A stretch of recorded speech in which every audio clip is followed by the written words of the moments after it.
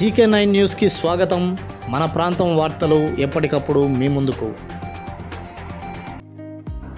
శ్రీశైలం రిజర్వాయర్కు ఎగువ నుంచి భారీగా వరద నీరు వచ్చి చేరుతుండటంతో 10 గేట్లను అధికారులు తెరిచారు.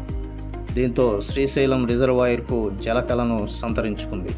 కరోనా మహమ్మారి వలన లాక్డౌన్తో విసిగి వేసారిన ప్రజలు శ్రీశైలం వెళ్ళి ఎగసి పడుతున్న నీటి ప్రవాహాన్ని తిలకిస్తూ చల్లగా శరీరానికి తగిలే తుంపరులకు తడుస్తూ ఆనంద డోలికల్లో మునిగి తేలుతున్నారు.